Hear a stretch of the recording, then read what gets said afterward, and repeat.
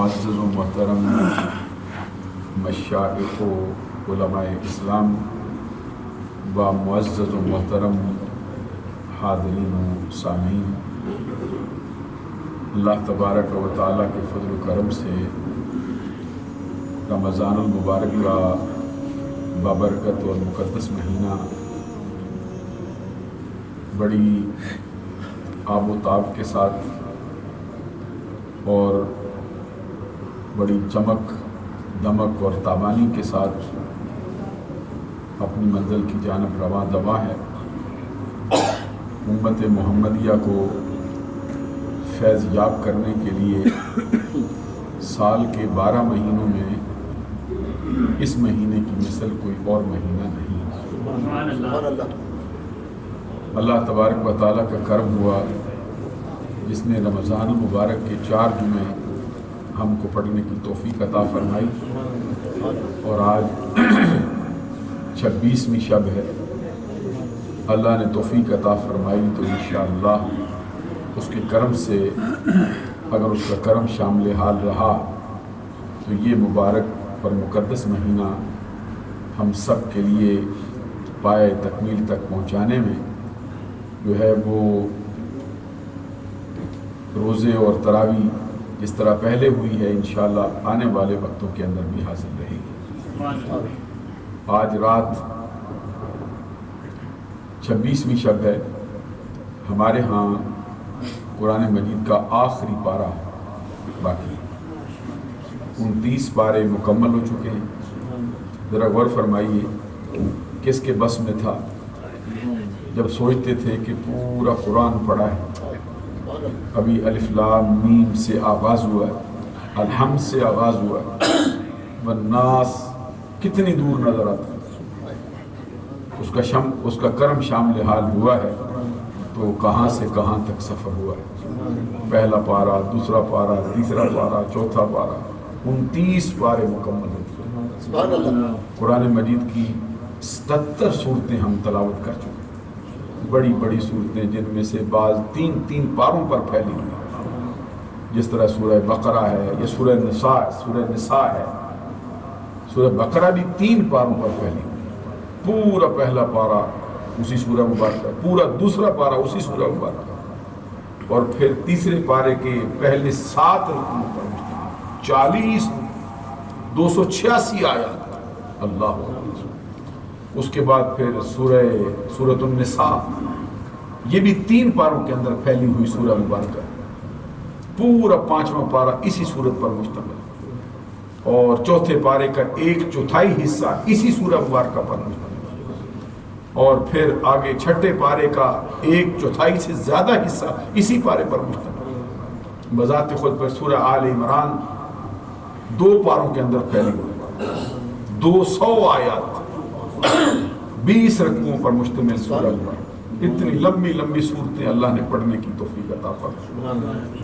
بندہ سوچتا تھا کہ یہ ہر رات 20 رکعت زائد اب ہو گئی ہیں ہمارے ساتھ، پہلے تو 17 کا پڑھنا بڑا دشوار دکھائی دیتا تھا، طبیعتوں پہ بوجھ آتا تھا، لیکن اللہ تبارک و تعالیٰ نے کرم کیا ہے، توفیق عطا فرمائی کہ اب 20 بھی آسان نظر آتی، بلکہ دل ایسا لگ گیا ہے کہ 20 کی بجائے اگر 40 بھی ہوں تو پڑھنا دشوار نظر نہیں آتا۔ اب قرآن مجید کے ساتھ طبیعت ایسی لگ گئی کہ 1 پارے کی بجائے 2 پارے 3 پارے بھی ہوں تو مشکل نظر نہیں آتا۔ پہلے روز ذرا اندازہ لگائیے کیسا نظر آتا، اور پھر جو پہلا دن روزے سے گزارا، دوسرا دن گزارا، بہت مشکل دکھائی دیتا تھا۔ بندے کہتے بڑی گرمی ہے، بڑا لمبا روزہ ہے جی، کیا کریں، یہاں سے ہجرت کر کے کسی اور ملک میں جانا چاہیے جہاں پہ روزہ چھوٹا ہو۔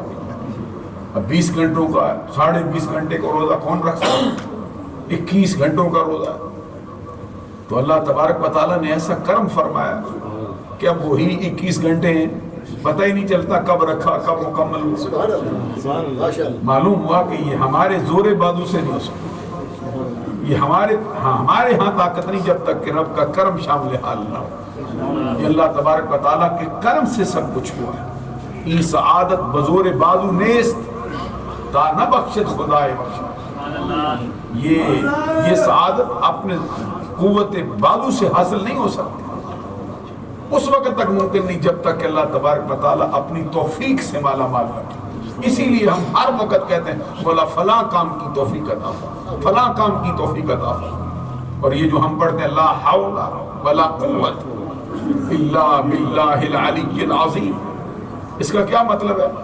لا حول، ہم بچ نہیں سکتے کس سے؟ گناہ سے۔ ہمارے بس میں نہیں کہ گناہ سے بچ سکیں۔ یہاں تک کہ حضرت یوسف علیہ السلام جو خود نبی، ان کے باپ نبی، ان کے دادا نبی، ان کے دادا کے بھائی نبی، ان کے پردادا نبی، انہوں نے جب بات کی تو کہتے وما ابرئ نفسی ان النفس لامارۃ بالسوء الا ما رحم ربی۔ میں اپنے آپ کو بری ذمہ نہیں کرتا۔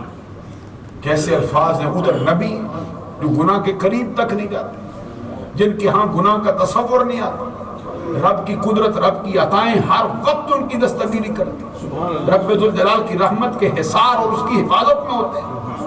وہ اللہ تبارک و تعالیٰ کے نبی کہتے ہیں میں اپنے نفس کو بری ذمہ نہیں کرتا۔ ان النفس لامارۃ بالسوء، اس میں کوئی شک نہیں کہ جو نفس انسانی، جو انسان کا نفس ہے وہ برائیوں کی طرف ابھارتا ہے، رغبت دلاتا ہے، مگر بچتا کون ہے؟ اللہ ما رحم ربی، سبحان اللہ، مگر بچتا وہ ہے جس پہ میرا رب رحم فرمائے۔ معلوم ہوا یہ جو لا حول، ہم نہیں بچ سکتے کس سے؟ گناہ سے۔ کب تک؟ جب تک کہ اللہ کی مدد شامل حال۔ آگے فرمایا ولا قوت، دن رات پڑھتے ہمارے پاس طاقت نہیں، کس کی؟ نیکی کی۔ نہ ہمارے پاس گناہوں سے بچنے کی طاقت ہے، نہ ہمارے پاس نیکی کے کرنے کی طاقت ہے، کیونکہ تقویٰ جو ہے نا اس کی دو قسمیں ہوتی ہیں بنیادی طور پر۔ ایک ہے گناہوں سے بچنا، یہ تقویٰ ہے، اور ایک ہے نیکی کرنا۔ ذرا غور فرمائے، یہ تقوی کا مطلب سمجھے، یہ بنیادی طور پر یہ چیز ہے۔ ایک ہے گناہ سے بچنا، دوسرا نیکی کرنا۔ یہ نہیں میں نیکی کرتا رہے تو گناہ بھی ساتھ ساتھ کرتا رہے، یہ نہیں، یہ تقوی نہیں۔ تقوی کا تعلق دل سے رکھنا۔ التقوی ہا ہونا یہاں ہے، ادھر ہے۔ اسی لیے فرمایا ان اللہ تعالی لا ينظر الى صورکم ولا اعمالکم ولکن ينظر الى قلوبکم ونیاتکم۔ اللہ تبارک و تعالیٰ تمہارے اعمال نہیں دیکھتا، اللہ تبارک و تعالیٰ تمہاری صورتیں نہیں دیکھتا۔ اچھا اعمال بھی نہ دیکھے جائیں، صورتیں بھی نہ دیکھی جائیں تو دیکھا کیا جاتا ہے؟ بھئی حال کیا ہے؟ فرمایا وَلَكِنْ يَنْظُرُ إِلَىٰ قُلُوبِكُمْ وَنِيَّاتِكُمْ، لیکن اللہ تبارک و تعالیٰ تمہارے دلوں کو دیکھتا ہے، تمہاری نیتوں کو ملاحظہ فرماتا ہے، دل کے اندر جو ارادے جنم لیتے ہیں اس کو ملاحظہ فرماتا ہے۔ اسی لیے قرآن میں فرمایا کہ لَن يَنَالَ اللَّهَ لُحُومُهَا وَلَا دِمَاؤُهَا وَلَكِنْ يَنَالُهُ التَّقْوَىٰ مِنْكُمْ۔ ہرگز اللہ تبارک و تعالیٰ کی بارگاہ میں تمہارے قربانی کے جانوروں کا گوشت نہیں پہنچتا ہے۔ ہرگز تمہارے جانوروں کا خون اللہ کی بارگاہ میں قربانی کے جانوروں کا نہیں پہنچتا۔ پہنچتا کیا ہے؟ اتنا بڑا جانور لے آئے، اتنے پیسے لگا دیے، بڑا اس کو سج دھج سے لائے قربان گاہ کی طرف، ہار ڈالے اس کے گلے، سارا شہر دیکھنے آیا فلاں بندے نے اتنی بڑی قربانی دے دی، 5 لاکھ کا لے آیا، بیل ہے پورے شہر میں جیسا کوئی نہیں، اونٹ لے کے آیا ہے۔ تو اللہ تبارک و تعالیٰ کی بارگاہ میں گوشت بھی نہ پہنچے، خون بھی نہ پہنچے، تو پھر پہنچے کیا؟ وَلَٰكِنْ يَنَالُهُ التَّقْوَىٰ مِنْكُمْ، لیکن اللہ تبارک و تعالیٰ کی بارگاہ میں تمہاری طرف سے تقویٰ پہنچتا ہے، دلوں کی حالت ہے جو پہنچتی ہے، یہ دل ہے جو ادھر پہنچ۔ اسی لیے وہ فیصلہ کر دیا سرکار دو جہاں صلی اللہ علیہ وسلم نے انما الاعمال بالنیات، اعمال کا دار و مدار، اعمال کا انحصار ان کی نیتوں پر ہے۔ یہ کہتے ہیں نا نیت بر مراد ہوتا ہے، ہماری زبان میں اکثر جملہ بولا جاتا ہے نیت بر مراد، جیسی نیت ہوگی ویسی ہی اس پر مراد ہوگی، ویسا ہی اس پہ پھل لگے گا۔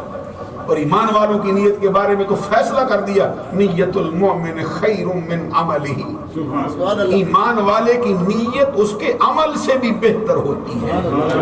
تو میں یہ عرض کر رہا تھا آپ سے کہ یہ لا حول ولا قوت الا باللہ العلی العظیم، نہ ہم گناہوں سے بچ سکتے ہیں، نہ ہمارے پاس نیکی کی طاقت ہے، تو ہوگی کب؟ فرمایا جب اللہ کا فضل ہوگا. سبحان اللہ. سبحان اللہ فرمائیے. جب اللہ کا فضل شامل حال ہو جائے پھر ہم گناہوں سے بچ بھی سکتے ہیں, پھر نیکی کر بھی سکتے ہیں. اسی لیے ہر وقت اللہ کی بارگاہ میں جولی کھلانی چاہیے کہ مولا نیکی کی توفیق عطا فرما, مولا ہم کو گناہوں سے بچا. اور یہ میں عرض کر رہا تقوی کے دو اس کی بنیادی اس کے رخ اجزاء ہیں. ایک گناہوں سے بچنا, دوسرا نیکی کرنا. اور گناہ سے بچ گیا نا بندہ, یہ کوئی چھوٹا سا مسئلہ نہیں. خود نبی اکرم صلی اللہ علیہ وسلم کا فرمان ہے گناہوں سے بچ, تیرے جیسا کوئی عابد نہیں. جائزہ لینا اس کا. ایک بندے نے اپنا دامن گناہوں سے بچا لی, تقوی کا ایک رخ ہے. فرمایا تو سب سے بڑا عابد ہوگا, اس میں تفصیل کے ساتھ لا. پھر تیرے جتنا کوئی بڑا عابد نہیں, تو سب سے بڑا عابد ہوگا اگر تو گناہوں سے حرام سے بچ گیا تو.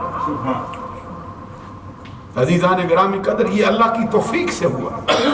رمضان المبارک کے 25 روزوں کا گزر جانا اور ہر رات 20 رکعت نماز تراویح کی توفیق ہونا. وہ بندے جو نماز عشاء میں آتے تھے نفل چھوڑ جاتے. غور ہے نا, مسائل پوچھتے رہتے جناب کوئی مسئلہ ہے اس میں ذرا غور سے بتائیے ہم کو.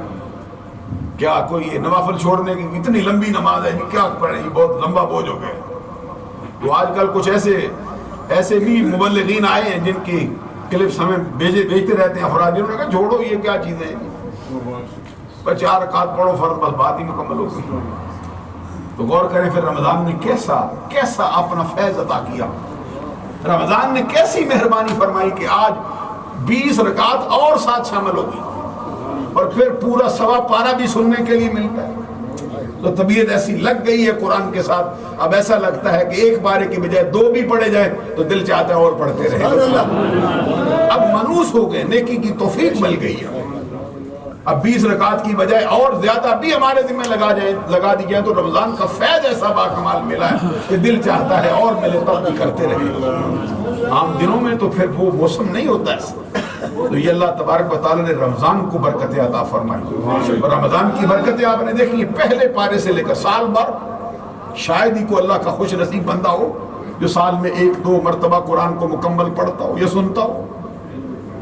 دیکھیے نا, یہاں کبھی کسی بڑا ضروری کام سے کسی بندے کو کہیں جانا پڑ گیا نا تراویح میں, تو سوچتا ہے کہ میرا اتنا حصہ رہ گیا قرآن سننا. سبحان اللہ کہو. یعنی ایک دل کی حالت بدلی ہے, رمضان نے فیض دیا ہے. اللہ تبارک و تعالیٰ نے ایسا کرم عطا کر دیا. بڑے سے بڑا کام وہ کہتے ہیں نہیں اب نہیں, تراویح کا وقت ہے, مجھے چھوڑو, میں نہیں کر سکتا, مہربانی کرو میرے اوپر یہ مصیبت نہ ڈالو. کیونکہ پھر کسی بندے سے اگر کوئی ایسا ہو گیا اتفاق سے کہ بھئی کسی مقام پہ کوئی مشکل آ گئی, نہیں پہنچ سکا تراویح میں, سوچتا ہے بھئی یہ پارا سن نہیں سکا.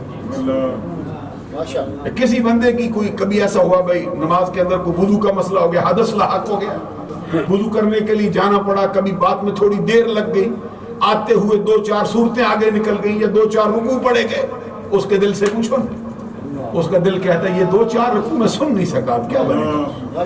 یعنی اس قدر احساس ذمہ داری ہوا ہے. یہ رمضان کی برکت. تو وہ الحمد سے شروع کیا تھا, آج اللہ کے کرم سے 29 پارے مکمل ہو چکے ہیں, آخری منزل میں ہم داخل ہو گئے. سورہ اما یتساءلون عن النبأ العظیم, سورہ نبا آج ہم پڑھیں گے. یہاں سے آغاز ہو 30ویں پارے کی وہ پیاری پیاری اور خوبصورت صورت.